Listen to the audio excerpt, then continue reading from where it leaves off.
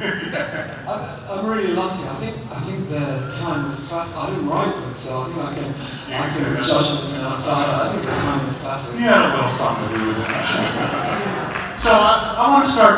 I enjoyed the film so much, and thinking about you, Rob, and thinking about making this film. I was thinking, well, okay, you're a slightly different generation than the generation that the band is. How did you find this music? You said you're a lover of British,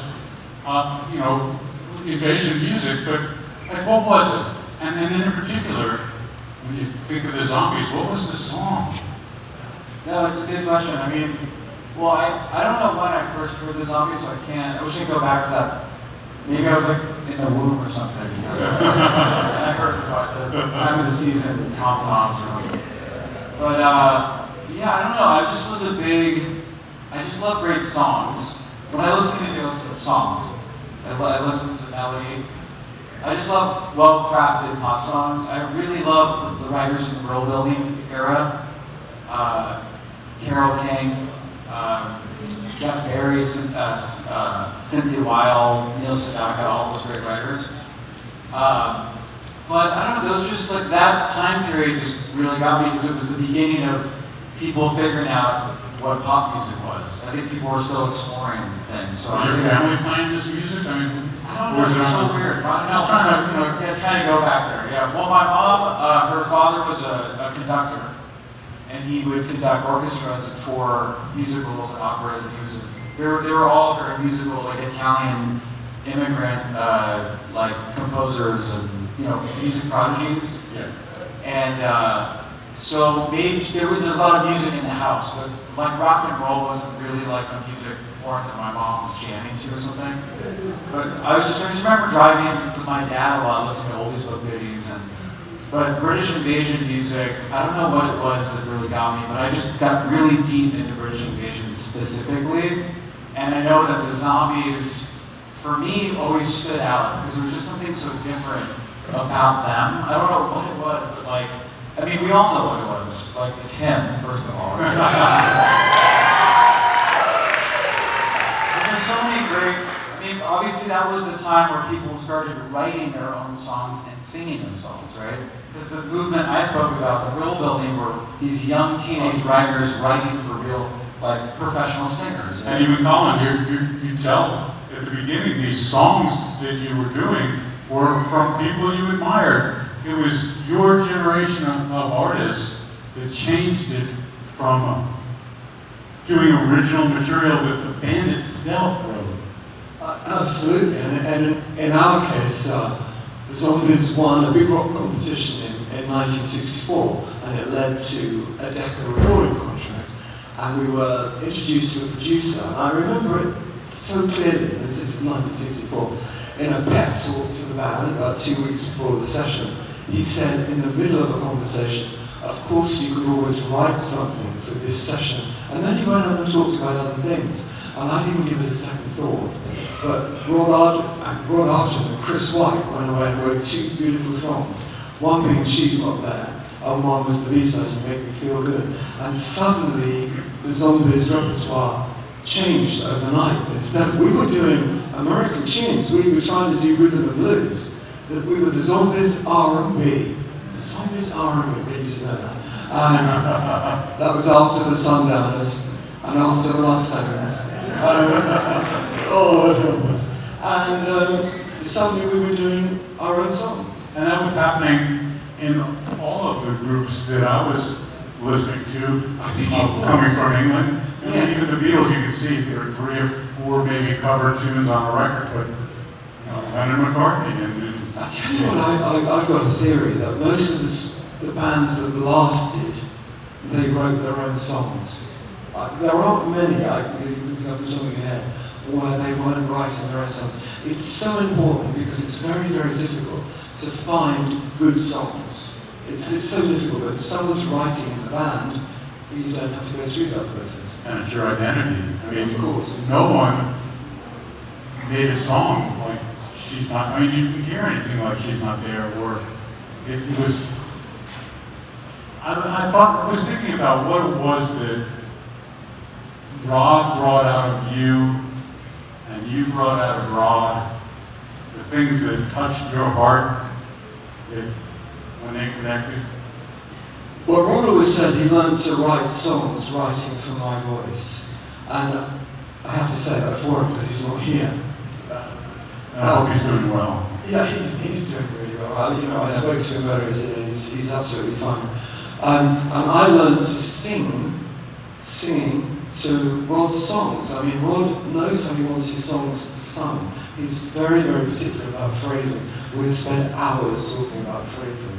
And so that's one of the things that I think made the song is very different. The other thing, just very quickly, because we want to talk about the film, but just very quickly, was that the zombies took their influences from such a wide spectrum of music, from classical music to modern jazz, blues, rhythm and blues, rock and roll. It's all in there. And it made the zombies music slightly different, which in many ways was an advantage because we sounded different, but it could sometimes be a disadvantage because radio stations didn't know where to source us. And the media in general, they like to put you in a category, and they never could do that with the zombies. So it was an advantage and a disadvantage. So Rob, how did you get drawn in, or did you propose to make this film? Like, where did it all get going? I know it kind of just happened. So basically, the story is it was 2021. We all know the world was shut down and was starting to find itself again in 2021. The movie business was shut down. Music tours weren't really going on. We were kind of just starting and back and forth. But I started my band in high school, and I toured and made records for like over a decade. And then when I grew up, I always wanted to direct movies as well. I wanted to be a filmmaker, and then I got kind of swept up in the music industry. But I pushed sort of pause on my Rooney, the sort of repetition of being a band where you make a record and tour a record. And I started directing movies because I just love movies so much. What sort of movies were you doing? I was doing scripted films, so it was feature narrative, so we would work off a screenplay. They were like, I would say, dramedies, comedy with a heart. I've made a few features that have gotten out for you guys. You guys can go watch them tonight. All of them. Woo! Yes, you can. Woo! But I love documentaries because it's fun to learn something new through watching the film. And I do better learning by watching and listening to things. So I wanted to make my first documentary, and it was going to be, if you're going to tell any story, it should be something that you really feel passionate about, because it's hard to do something independently. So when you make something independently, just to teach everybody what true independence is I have an idea, and I have to get people to believe in it, and to make a movie, you have to go out there and also raise a budget to pay for the film, obviously. So this movie wasn't made by a studio or a streaming company, it was made independently, so it was pieced together through champions, people that really got behind it. The first people would be the band.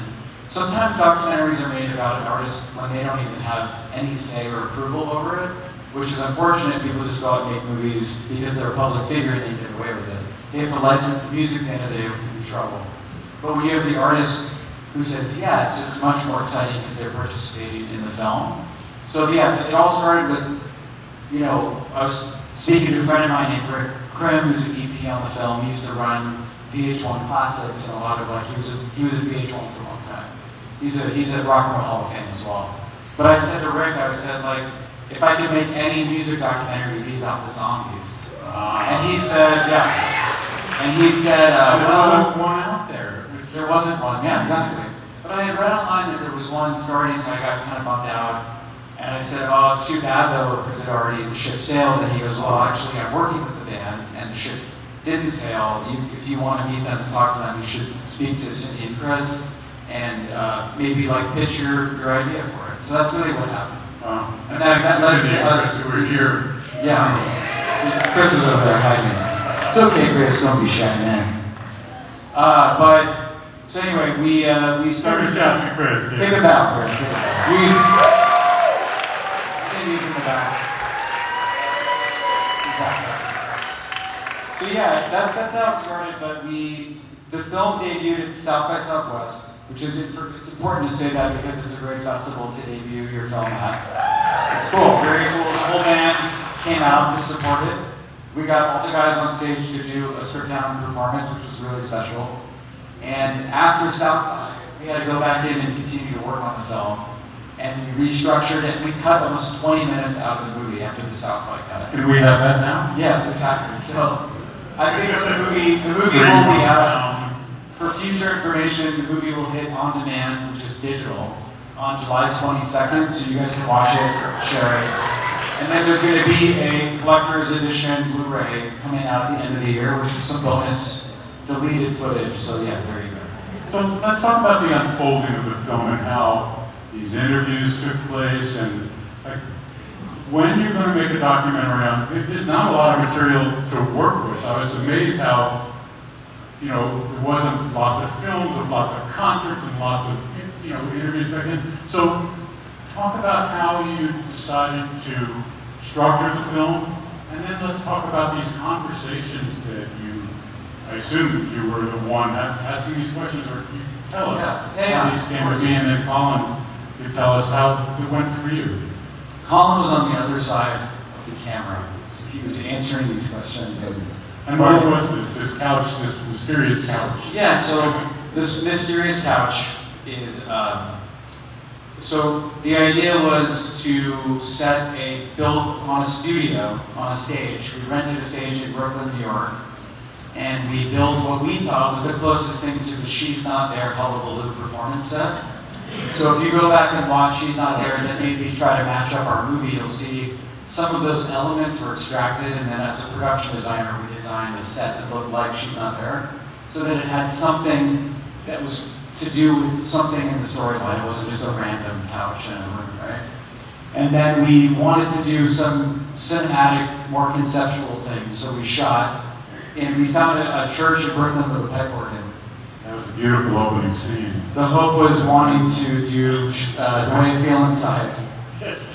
I had no idea. We walked into this church, and I thought perhaps we were going for a blessing for the film. I had no idea what we were going to do. And I'm standing out there in the organ loft, and our director says, "Okay, sing The Way I Feel Inside." That was it. So it's a striking opening, I think. Yeah, the hope is we could have moments in the movie, as you said earlier, you know, when you go back to artists of that era, you don't have your iPhones out and you don't have cameras rolling all day long grabbing stuff. It's actually very expensive to shoot things. So it makes sense why some artists were able to create constant workflow of getting crews with them. But to make this film, we didn't have a lot to work with in terms of archival. We had a couple gems that Chris White luckily had, which was the performance of the guys at the youth club when they're jamming as youngsters. But we just didn't really have a lot of stuff, so we sort of had to like cheat our way around it to take the audience to a place and time that we're speaking about. And then we shot, you know, jukebox shots and record moments of records. Those were all things we shot just to help keep the audience, you guys, and telling you guys what we did. But it was a way to kind of fill in the time where you're hearing music. My hope, and I think you guys would agree, when you have an artist like the Zombies, which is wall-to-wall great music, you can't find a bad song in the catalog. Everything is good. I mean, everything. It was my hope that we could just jam it with music as much as we could. You know, so there's a lot of these moments of transitions where you see the jukebox, the record, the radio, or the 8-track and stuff like that. So it's pretty cool. And so let's talk. All right. The conversations that you had, were they isolated? Was Ron in the room with you when you were talking on the couch? On the first one, when we were on that couch that was like the whole TV set, Rod was there. He went first. He stole some of my stories. I was watching. I've only got about 8 stories, so I was getting desperate. He had 3 of them. And then the second long conversation was actually in my house. And I remember we talked for 5 hours in my house. And then at the end of that, Robert said, "And now shall we sing?" I was talking for 5 hours, and that's when we had a sing song. So the 2 long conversations. The first one was in New York. and the second one was in Surrey, where I live, just outside London. And Robert, were you asking, had you thought about all the things that you wanted to ask? Were you the only one? Was it one-on-one kind of conversation? It was one-on-one. I was wearing a mask because it was still the time where we were, trying to figure out how to navigate. The guys that just were on a tour, so we were trying to be very careful. But it was hard to wear a mask and then get to know them because you just see my eyes and I'm like nodding my head a lot. But I was smiling a lot through the interview. But I think the goal was to you want people to feel comfortable in a conversation like this because you're starting to tell these stories that are very personal. So it's about connection. But yeah, so I sat next to the camera and I interviewed the guys. I was very nervous because it was my first documentary and I wanted to do a good job and I love the band. And so I had a lot of questions that I had written down. I was prepared. I didn't go in and wing it. But yeah, what I was hoping to, this came up at another Q&A, but sometimes in great films you have conflict within the storyline, right? It's not all just awesome, everything's not just great all the time. The conflict in this story, which you already saw, and you have your own interpretation of what the conflict was for yourself, but for me, it was obviously understanding the industry, and navigating the industry, the problems that they had, breaking the band up, trying to figure out what to do next, and then finding themselves coming back together. But I was looking for, and I said this to Colin about, I'm only familiar with bands that have problems, like where people don't like each other. It's rare to have a band really like each other, Yeah. It was really unusual to I was trying to find some dirt, give me some, what's the problem here? Surely someone, you got in a fight about something. Even at the moment where the F-bombs are dropping between you and... Exactly, there you go, that's true. Well, that was probably just in your imagination, I would have said that. And then there was kindness between the two of you. That was all gone 5 minutes later, It was just the heat of the moment. We were running out of money, and it was getting a bit desperate. But 5 minutes later, we were down the pub and sinking a few pints, so it was fine. When you tell these stories, when someone like Robert's drawing these stories out of you, or you're sitting and you're watching Ron tell these stories, were there some surprises of what was being told or what you remembered? I'll tell you one thing that interests me. I've been in many sessions where there's the 4 original remaining zombies, and they're asked one question, and you get 4 completely different answers. People remember things in a completely different way, so that's always intrigued me. But otherwise, I just try to be very open and honest with what we were talking about. Can you remember anything that was said that surprised the heck out of you? I don't remember it that way. I always disagree with Rod. A million different things. One thing that Rod will tell you when we got back together again in 1999 is that I got up and sang at a charity concert of his, and that's how we got back together again. The truth of the matter was, don't listen. Sorry, Rod. I was playing with my own solo band and I had a keyboard player who kept going absent. He had an Achilles heel, and if anybody ever asked him to play, however small and intimate a concert, but he could play his songs, he would just disappear, and I wouldn't have a keyboard player. So I played a quite prestigious gig in London with no keyboard player, and I thought I was going to have a heart attack. I really did. I came off. My heart was just going, I didn't know what was going to happen. We didn't have a full band. And I phoned Rod and I said, we've got 6 concerts left in this tour. Would you come out and do it? He said, I'll do the 6 dates, but I don't want to do any more. So it was 6 dates in 1999, and we finished playing in 2024. So yeah, I think we really enjoyed it.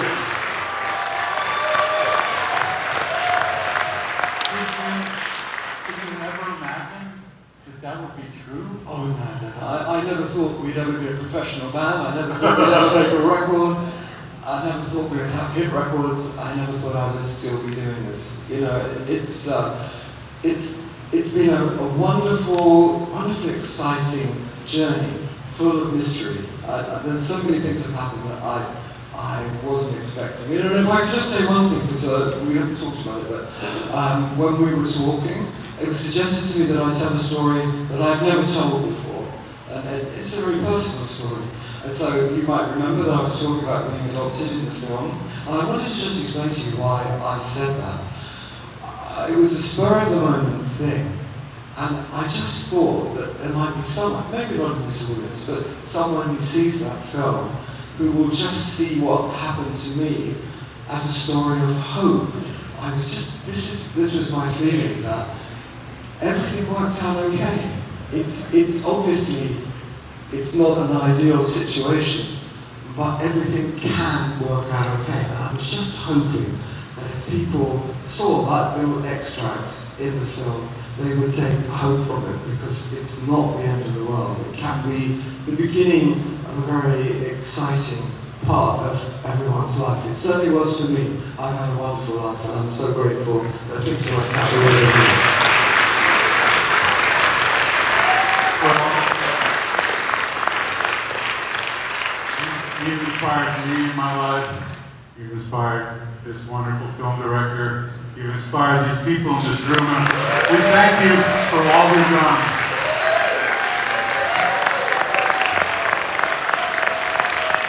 Thank you guys so much. Have a great night. Appreciate you.